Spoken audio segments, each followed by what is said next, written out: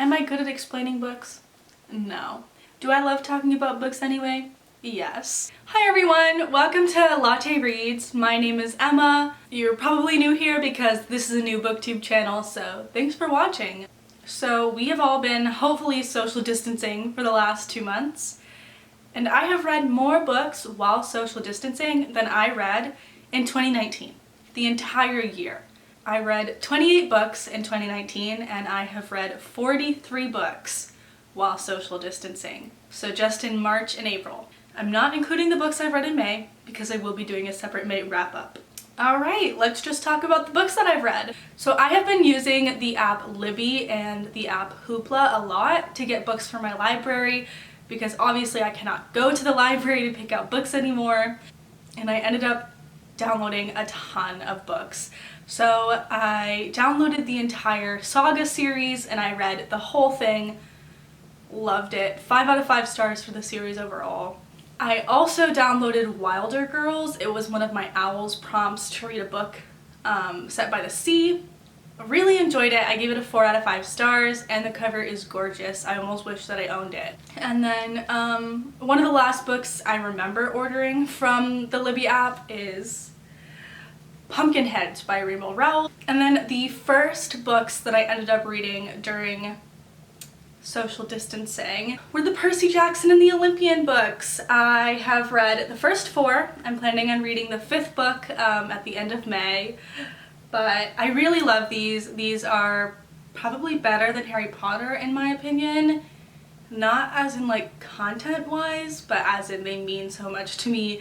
I reread them all the time. I love them. So much nostalgia. I read these before I read Harry Potter, so Percy Jackson will always have a special place in my heart. I love it. I love it. And then freaking TV show was announced. I will be renewing my Disney Plus subscription. I wasn't planning on it, but now I have to see the Percy Jackson series, so love these, highly recommend.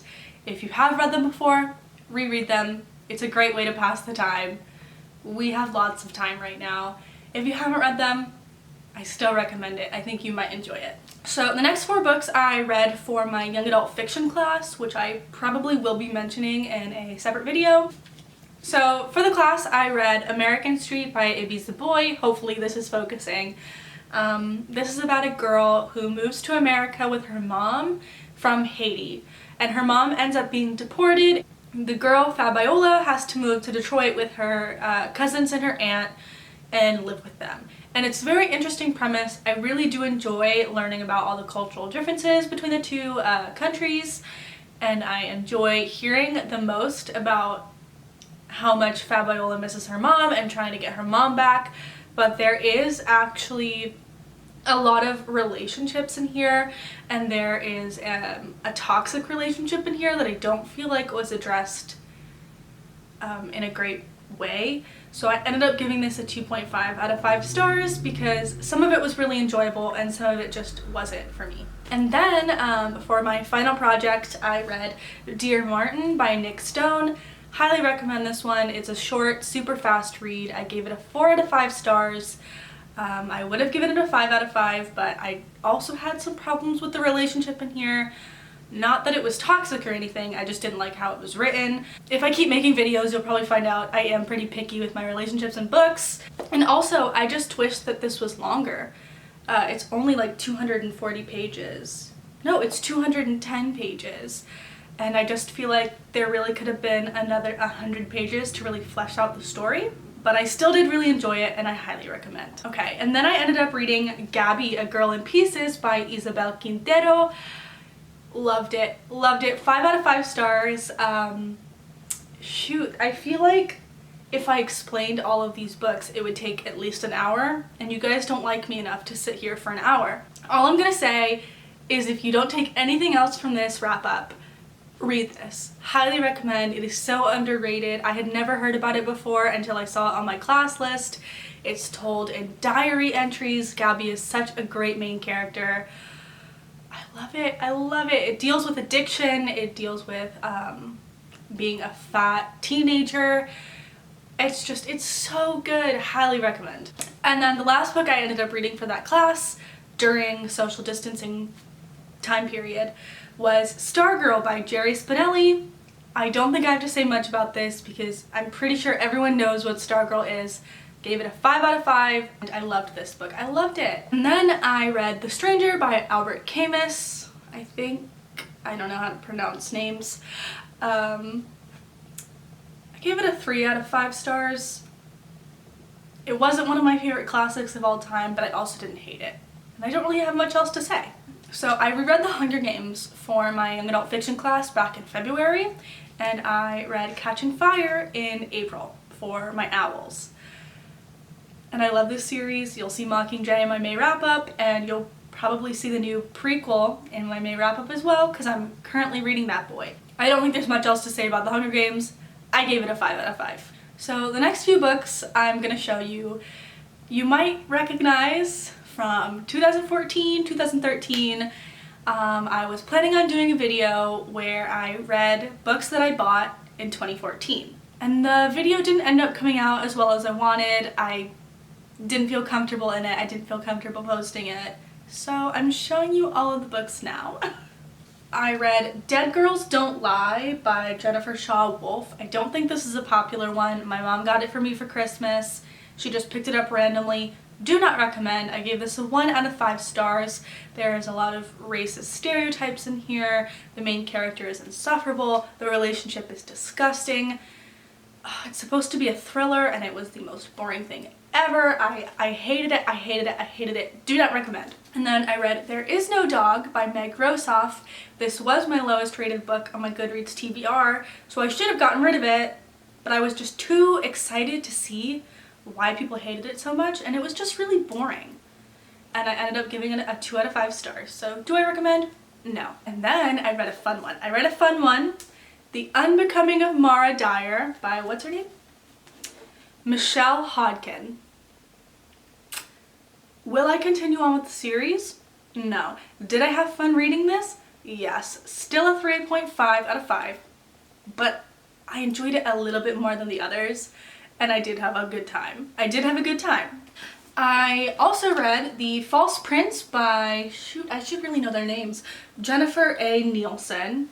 I think I gave this a 3 out of 5 stars. I thought it was interesting, but I don't think that the competition was fleshed out enough, and there's like this plot twist at the end, and I feel like we would have enjoyed the book a lot more and connected with the main character a lot more if the plot twist had just been known from the beginning.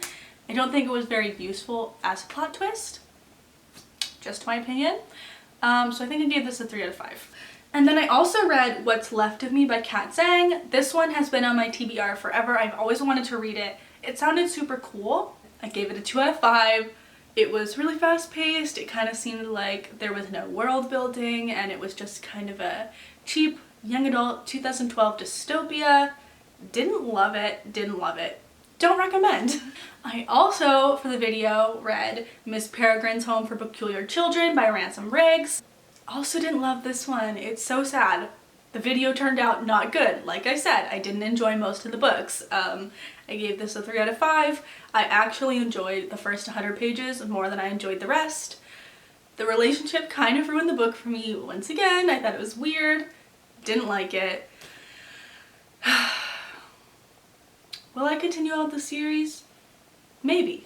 And then I read Throne of Glass by Sarah J. Maas. This is my first Sarah J. Maas book. I don't think I'll be reading any more of hers, but I did give this a 4 out of 5. So I didn't hate it, but I'm not going to continue because I've heard a lot of people say the series just goes downhill. So, but I didn't mind it. I don't read a lot of fantasy, and this was fun. So, and then I may have read the best. The best two are about the same thing. Vampires. So I read Vampire Academy, which I think I gave either a 3 out of 5 or a 4 out of 5, but I really enjoyed it. Like, not enough for it to be a 5 out of 5 amazing. I'm going to recommend it to everyone I know. But it was just so much fun, and it was so much more interesting than the other books I read that I'm actually considering finishing the series. And then the last book I read for that failed video, RIP, was The Coldest Girl in Cold Town by Holly Black. I did not expect to like this at all. I almost gave it away. But the first like chapter is so intense. It's the best beginning of a young adult book I have ever read. So good, so good. And then I picked up a book that's been on my shelf for the longest. It is 359 by Gretchen McNeil. My library had an audiobook copy of this available, so I downloaded it. Did I love it? No.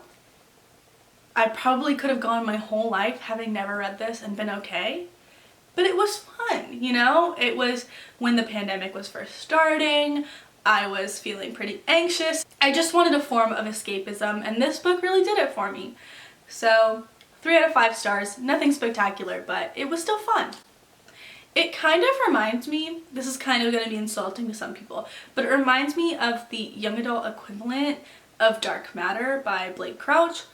I actually didn't like that book that much, but it definitely, this is what it reminds me of, kind of.